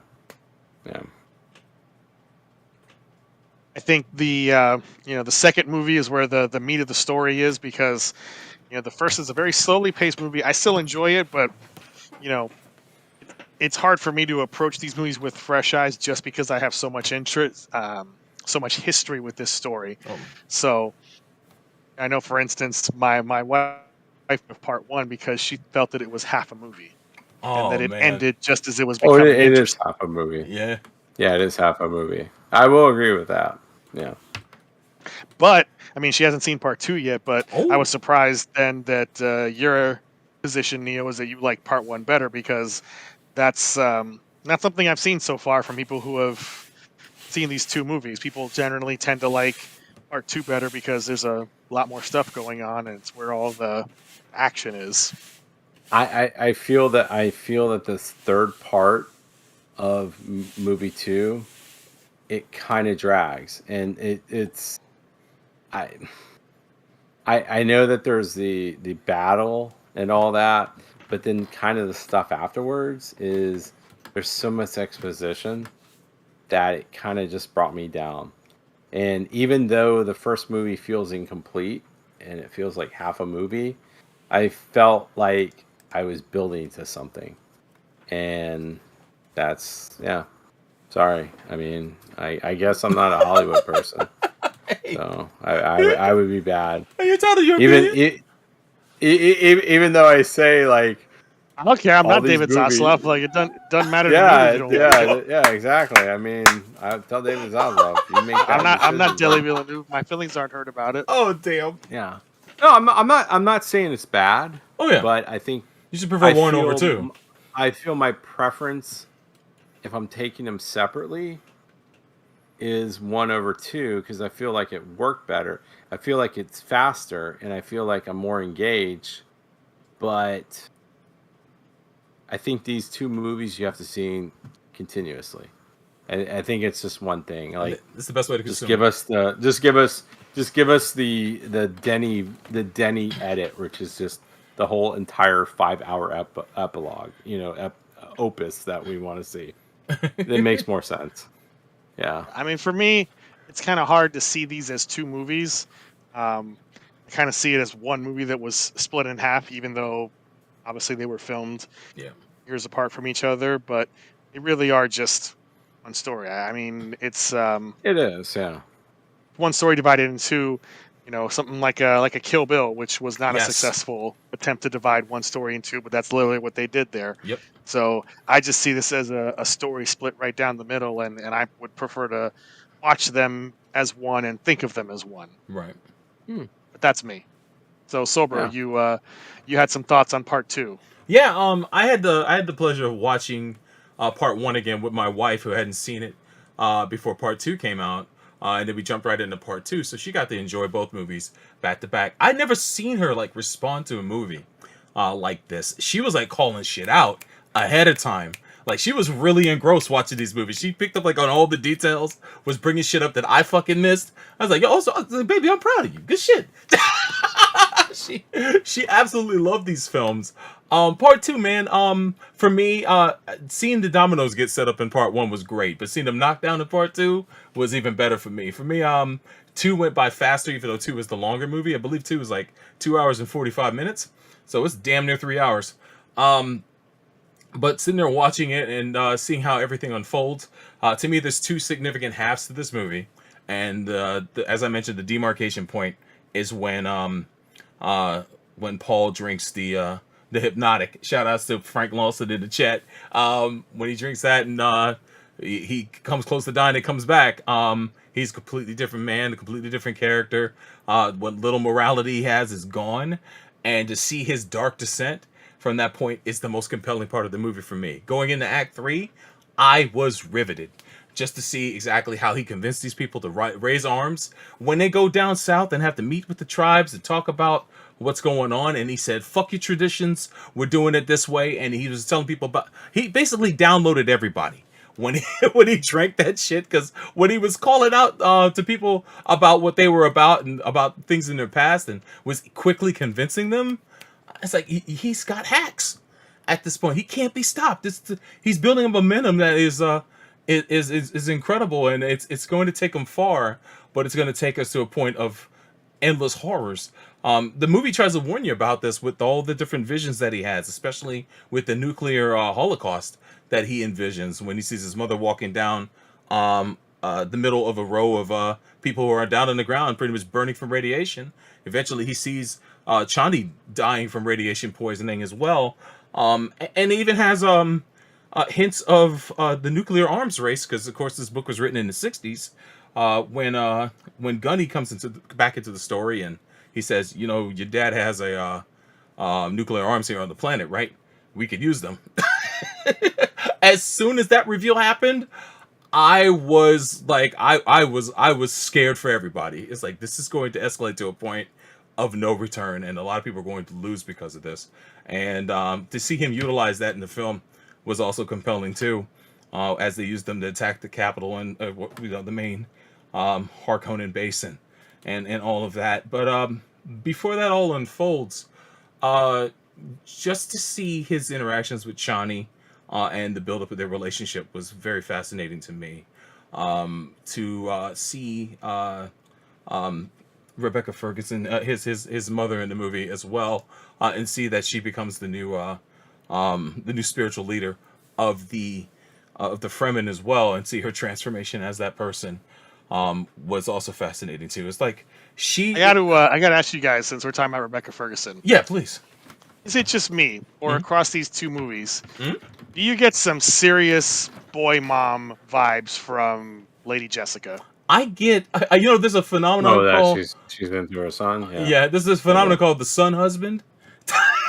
she's poured a lot into her son. I see her more as a tiger mom than anything. She knows what she wants. She wants to fuck him. Well, yeah, you might be right. I'm not gonna deny you that. But No, she wants to fuck him. Yeah, I mean it's pretty obvious. There could be some Oedipus shit going on. I won't deny you that. But at the same time, she's got ambition, and she saw the roadmap for what it was, and she didn't want her child to be used as some kind of tool. So she decided to turn her child into the tool that would be best effective for her and her house for survival. I think it was pretty smart of her to do that, but very risky at the same time, because eventually House Atreides was targeted for destruction. That could have still happened if she didn't do the things that she did. She ends up surviving for it. But she knew that she was always had the safe space because she was the Baron's daughter. Yeah. I mean that like she didn't know she was the Baron's daughter until she drank the worm piss. She didn't know. She had no idea. She said and when she drank it, she realized who exactly she was.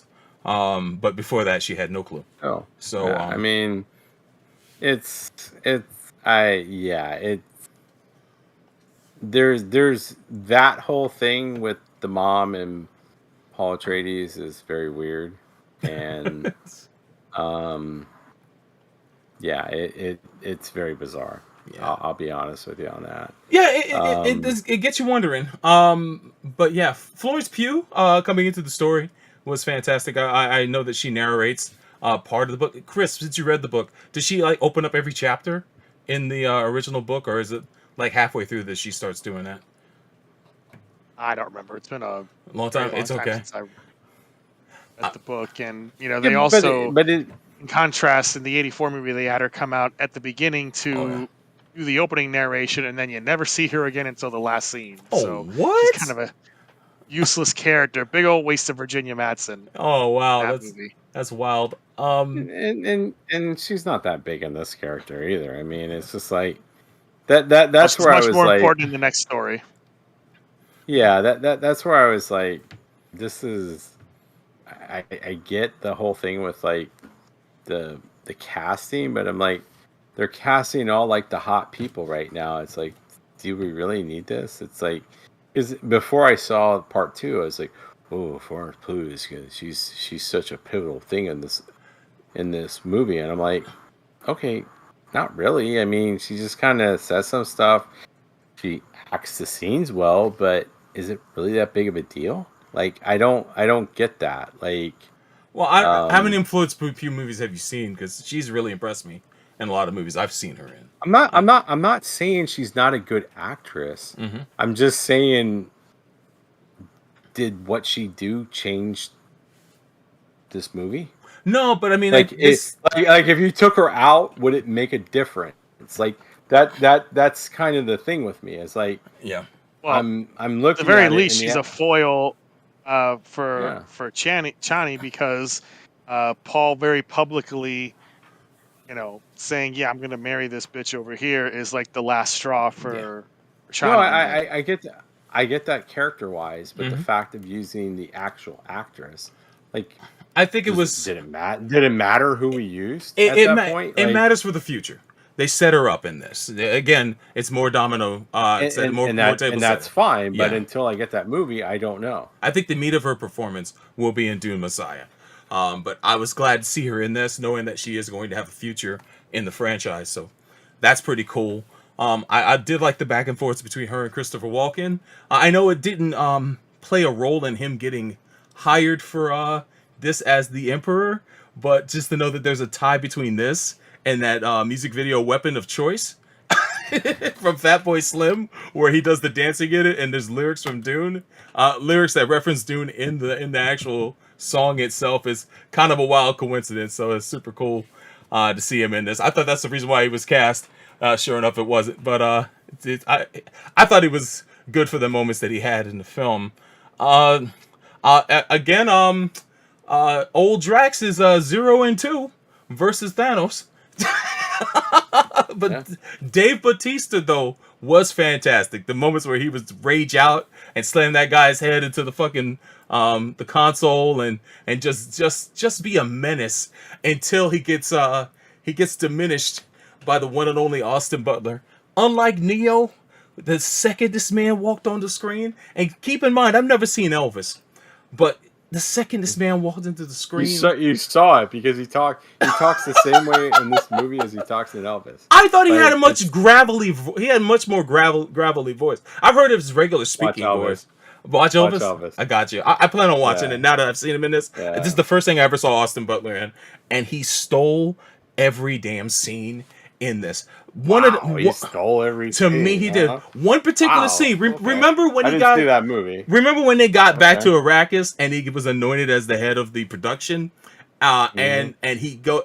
Actually, I think they were still on their home planet at the time, and Stellan Skarsgård's character kisses him, and then he grabs his head and then kisses him back. You know that was improv, right? But my favorite part of that moment is after he does it, he looks straight down the barrel of the camera with the smirk on his face. It's priceless. I captured it. You guys watching the slideshow probably seen it in there. But that shit had me dying. Wow. But yeah, every time he was in a scene, he'd take command of it. And I am a big fan of this guy now. I'll watch anything he's in. Yeah, man. Austin Butler. I'm cool with him, man. I'm absolutely cool with him. He's got like this awkward aura to him that I appreciate, right? And it's a different aura than most actors that I come to see, because I've been watching interviews with him, and he seems real casual, but yet into what he's doing. So I appreciate that. And he still talks like this, baby. Hey, man. I don't know, Priscilla, baby. Hey. Like he. The guy did that Elvis movie like 2 years ago. And he still can't talk about it. He does it in Dune. He's admitted that he's been trying to undo it ever since. It's your opinion. It's cool, man. I love him. I respect it. I got another more love, Andy. He stole every scene. Down to the final fight between the two of these guys, and how there's two fights in these movies that mirror, 4 fights I should say. The first one is Paul versus my man Dr. Mbenga at the end of the first movie, mirrors this fight with Fade Rotha at the very end of part 2. And then there's the fight that Fade Rotha participates in the Coliseum that mirrors his fight with Paul later on in part 2 as well. And I really appreciated a lot of the callbacks between both movies. That's why it's so important to watch them back to back if you haven't yet. But yeah, there's a lot of callbacks, a lot of mirrored moments, and a lot of things where shit gets turned on its head that watching it the second movie just made it flow so fast, so well for me. I was through the second movie in no time. I just think that Denis Villeneuve just upped his game. The score, of course, is strong as ever. And my only complaint really is that Tim Blake Nelson did get to make the cut in this, as it looks like he was going to undisclosed character. I was looking to see who he was playing, but I guess not. But maybe he'll be in the third one. Maybe he'll find a role for him in that. But other than that, man, I was spellbound the entire time. The combat scenes were great. The raid on that one machine between Chani and Paul, in kind of like the second act of the film, I think was expertly done. The combat scenes were great. I guess my only other gripe is how did they get all those people on top of those worms? We never got to see it. But Chani being the one dissenter at the end of the film, I thought was so poignant. And when she looks down the barrel of the camera at the end of that film, you can feel it. You can feel the betrayal. You can feel how impossible it's going to be for her to turn this train around. And you wonder how she's going to fit into the next story. Because as Chris mentioned, she was also, drinking the Kool-Aid in the book. But now she's the one dissenter. So I'm wondering how they're going to change that in the story. Or is she going to eventually fall in line? When Paul pisses her off, he says, she storms off. He says, she's gonna eventually fall in line. So it's like he is Yeah. very smug in his knowledge of the future and the fact that he sees it that she's eventually gonna come back to him. So he's not making any effort to like True. reconcile with her right now. So And be I honest, think that's our hint. That's our hint of how it might go. and then they were intimate in the film, so she could be carrying his baby for all we know.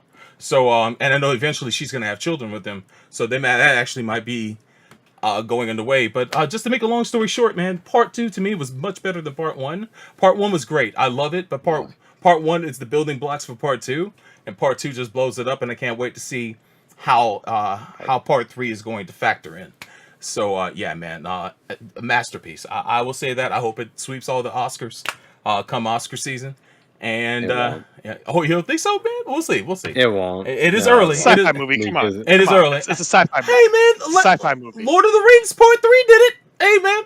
I know it's a long shot. 20 20 years ago. All right, man. I'm going to remember this. I'm going to remember this, fellas. It's not going to. So. But back to y'all. It'll get technical awards. It's not going to get any kind of serious creative thing. All right.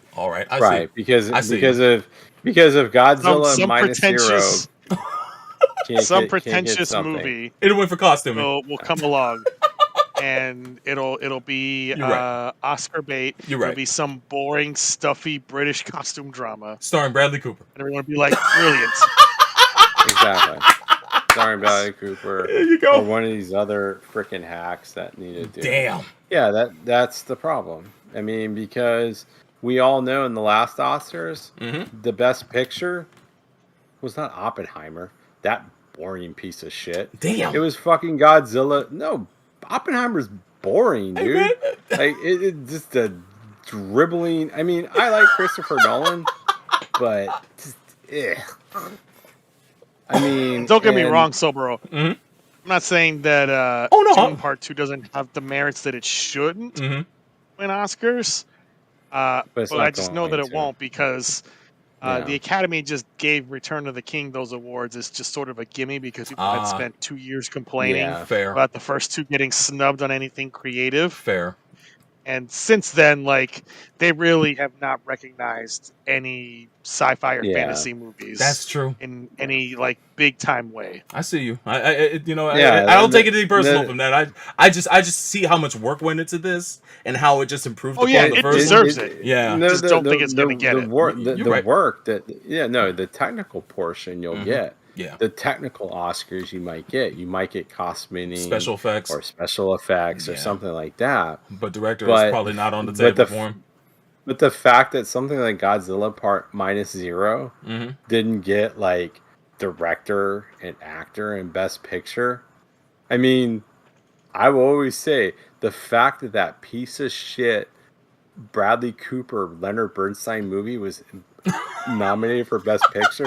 I watched that movie. It's a giant piece of shit. Damn. I like Bradley Cooper. I do too. No, I have no problem with him as an actor, but it's a giant piece of shit movie. Like it's a giant. I mean, and I'm sitting there going, "Wait, I just watched another movie that I didn't even.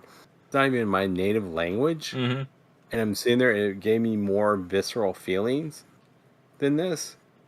How it's not even nominated." So Chris is right on that. It's gonna be tough. It's gonna be tough. You'll get costuming, you'll get editing, probably best score, maybe. Yeah, I mean, you're not gonna get any of that stuff. I mean, and I'll be honest with you, Timmy should be probably considered in the acting. I have no problem with Timmy. Man, he cooked.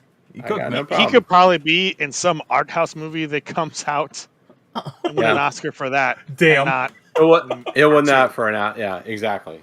Chris is right on that. He'll win the Oscar for just like showing up for like he filmed it over a span of like a weekend and was like I guess even he's some sad American in France who discovers love and it's like perfect 5 stars movie of the year, wins all the Oscars. Exactly. He'll get that, and then this they'll be like, no.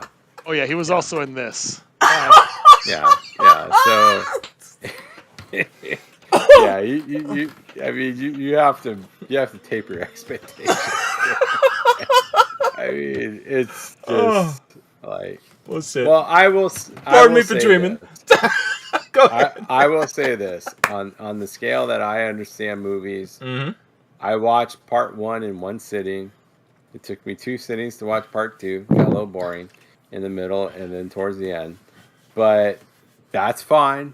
I'm entitled to my own opinion on that. Not saying it's still not a good movie. I think it's still a good movie. Mm-hmm. I disagree on the white savior thing, but that's fine. That's fine. It's okay to be wrong sometimes. It's okay, and it's okay for you to be wrong too. So, but I'm not. So it's we so it's all will fine there, too. both agree to be wrong. Well, you're basing it on the books that come subsequently, and that, No, I'm and not. I get that. I'm not basing on that. I'm basing on the movie itself. So right. in the end, Go for it.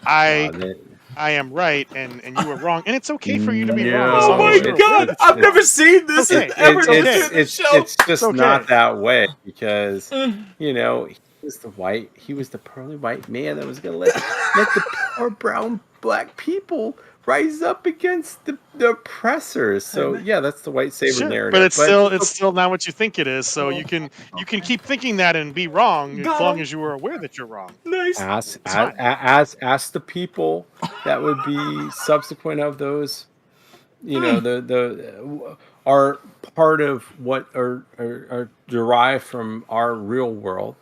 I mean, I didn't see that. Yazi, what do you think on this? Is it a white savior narrative to the poor Middle Eastern people? Yazi ain't saying shit. I don't see any typing. Oh my God. So I see don't think- LOL. That's all I see from him. Here's a quick question I meant to ask. I'll bring up. Do you think that Code Geass borrowed a little bit from Dune with Lelouch's character and Everything borrowed something from Dune. Yeah, fair. Dune's like 50 years old, dude. I couldn't help everything is borrowed from everything from especially with the twist. I couldn't help but think of Lelouch when Paul became the how do you say it? The Quisize Hadash. That's Haderach. Haderach, thank you. When he became that, I couldn't help but think of Lelouch and him being Zero and all that stuff. So it felt somewhat similar in that regard, and I loved it for it. I think Lelouch does it better. I think he's a less harsh realization of that. He's still shitty. Oh yeah, but yeah, in this thing, Paul Atreides is fucking horrible. Well, Lelouch has a moral center at the end of the day, and he lives his raps. He gave himself up at the very end, so that's what always makes Lelouch, I think, a better person. Paul Atreides. Paul. I don't know what he does at this point, but he used it won't be that. he used his ability to succor those poor brown and black people to fight for his cause. So you know that's I don't know. I mean, I guess I'm wrong because I feel that. Yes. God damn it! I guess. Yo, I guess how about I'm ratings? wrong on that aspect. How about the ratings? Even though, I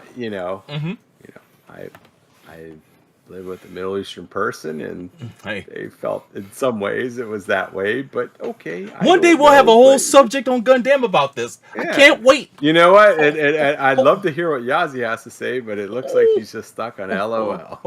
Hey man, I don't think he wants to go on this because he doesn't want to see his heroes fight each other. Them lips, that's okay. Them lips are sealed, baby. Fight each other. Them lips are sealed. Chris, what's the ratings? Chris, I still love you. I still love you, Chris. It's even though you're wrong, but I still love you. But you know, that's all that matters, Jesus right? Christ. Well, if by wrong you mean right, then yes, I agree. Amen. Let's go. I will agree to you that you could be wrong and I am right, and I do still appreciate you. So thank you for that. Yay. As long as we understand that Neo's 100% wrong, and that as long as we understand that everybody has an interpretation of what goes on, and some of us may be wrong, and some of us may not be right, but that's fellas. Look, he says probably. At the end of the day, just remember 34. All right, just remember 34. Exactly. There you go. Okay. Everybody won. Everybody. Yeah. Everybody won. Everybody wins. Today. Everybody won. 34, Chris. Everybody won. Everybody won. We did That's all that matters. and Shibas are good dogs. There you go. I like those dogs. Yo, also rest in peace to the Doge Sheba, by the way. Oh, it's a sad loss. It's a sad loss, man. It's a sad day. Man. Yes. But yes, we've done things that half Sheba scream here. Yeah. since that happened. So. The flag at half mast. But I'll give my rating real quick. How are we gonna rate it? Are we rating? I'm rating both each movies movie, together. or? No, I'm rating both movies together, man. The whole package to me is 4.5 desert mice out of 5. I'm like, whoa. Yeah, man. I want to own this in 4K. Once they box both up together on Blu-ray, I'll get them. I definitely want to own this. So, yeah, man. It's a classic. I think I actually might go and start buying up all of Villeneuve's films and just have that whole collection. Because again, I've seen all his movies and not one of them has been a disappointment. Not one. So, props to him, man. He pulled it off, and no one thought anyone could pull this off, and he did it. So, props to him. Good stuff. No, I think he has to be commended on that because it's a giant thing. I will say this if we're going to do both movies, I will say they're 4 Zendaya pissy faces out of 5. Jesus, because she is the best at pissy face. Oh my, she got the mean mug, dude. I love it. Let's go. Oh, she has such a pissy face. She must have been coached by Ice Cube, man. Good shit. No, she is just got a pissy face to the extreme. So, I mean, I would say over the two, I would say 4.5 for part 1, 3.5 for part 2. So that gives me a 4. So good stuff. There you go. Nice. Yeah. All right. Yeah. I may be wrong, but that's okay. Chris, I'm not necessarily wrong. Oh, but, Chris, what's the good word? So I'm gonna give this 4 Shy Hulusi popcorn buckets out of 5. Oh, you're giving the popcorn. Alternately, I could also say I would give it 4 Neo is wrong, but that's okay. Yes, out of 5. I knew it. I fucking knew it. You should never do that because I will give it 4. Chris doesn't know exactly what the definition of a white savior out of 5. Sweet Jesus. So we will continue this, but outstanding. Hey, it's all good. I still love you, Chris. Good times. I still love you. That's all that matters. Well, that's the episode. But Oh shit! But thank you guys for watching Gundam and MAHQ live. For those that did, if you guys are watching on YouTube, please hit that thumbs up button. We really appreciate it. Hit the subscribe button too. We're getting subscribers, so I really do appreciate it. If you're watching on Fighters Ready, feel free to follow. You don't have to worry about subscribing there. I don't stream on there often enough to deserve your money, so hit that follow button though, so that way you'll be notified when episodes go live. Also, as always, you can go and visit mahq.net. That's where the magic happens. You can find all the links there. Links to social media, links to just basically everything. Great articles. This is Spotlight on Macross. Do You Remember Love, man? And also Nadesco, Prince of Darkness, the anime classic. Oh wow, that's the one. That's the one that you gave a 0 to, right, Chris? Oh yeah, man. Sure is, man. One that I personally gave a 0 to. A golden 0. That's what's up. Let's go. Golden 0. The one and only 0 ever on MHQ. It's still the one and only 0? That's hilarious. One day it'll be revisited, man. Don't you worry.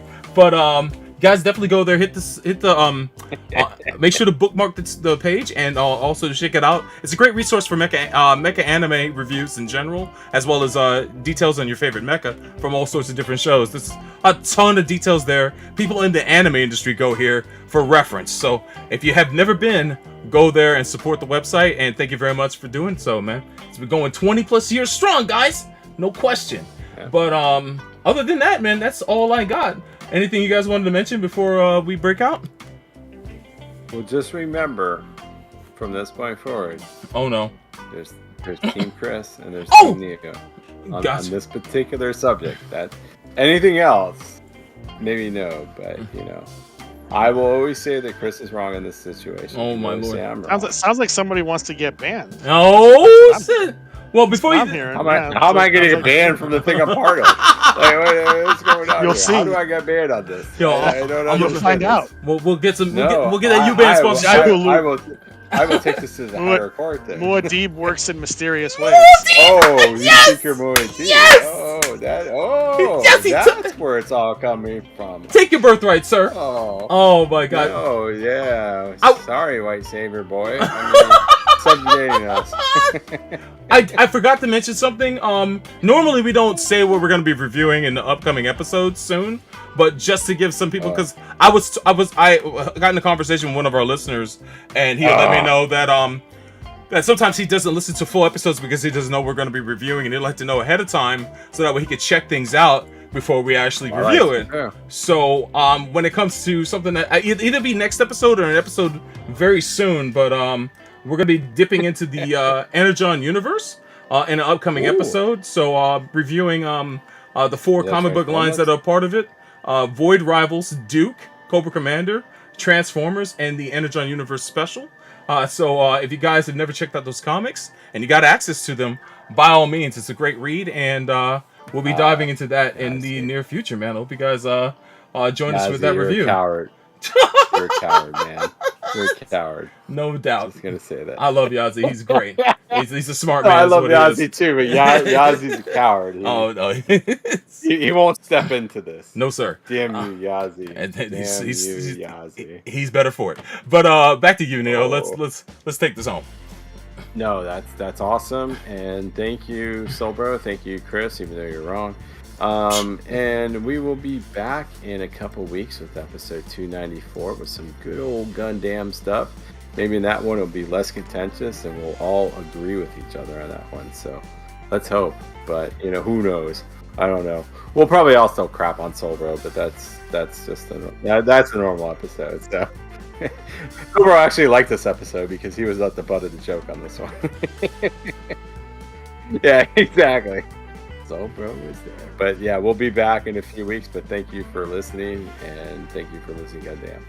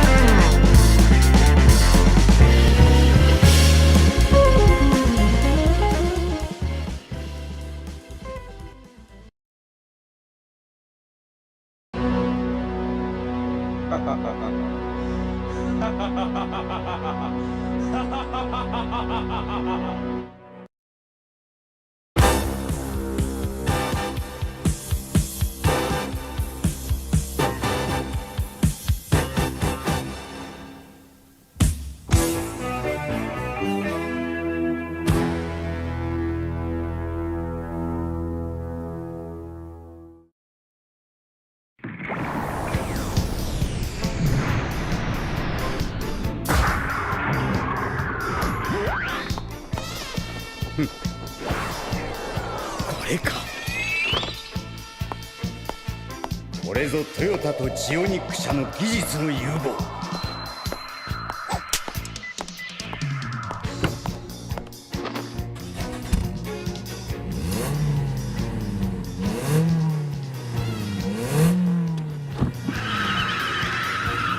私を導いてくれ、オーリス。ジオニックトヨタ。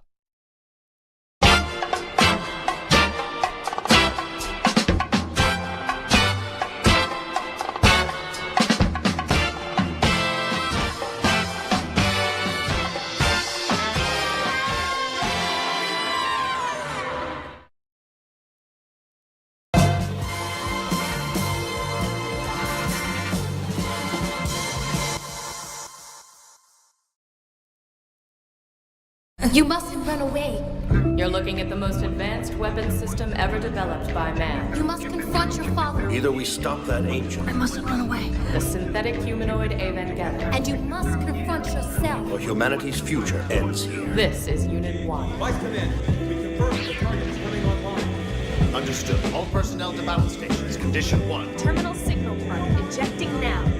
Injection confirmed. Inserting entry plug. Psychological contamination is within the standard range. Now flooding entry plug. Wait, what is this? Just relax. Once your lungs are filled with the LCL, it'll allow your blood to be oxygenated directly. We are go for launch! I mustn't run away. Ikari, are you sure this was the right thing to do? Retracting umbilical bridge. Disengage lock. Release confirmed. Current status. Unit 1 is free. Internal batteries fully charged. I mustn't run away. Transfer Ava Unit 1 to the launch pad. Launch it! I mustn't run away. I mustn't run away! Fine, I'll do it. I'll be your pilot. Ready, Shinji? This is why I'm so angry at this shit, because that's what they do. It's like, oh, he's a transporter. He can do any fucking thing. However, you haven't stopped right at that moment. Like I kept wanting to go like, hey man, what do you want? This is how these things are. But every so often it was something when I had to go like, okay, goddammit. Oh, and what's coming up next in this next half second is one of those moments. Please show me.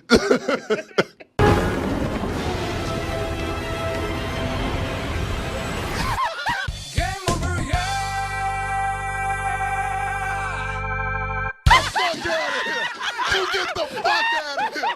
No! No! No! And no!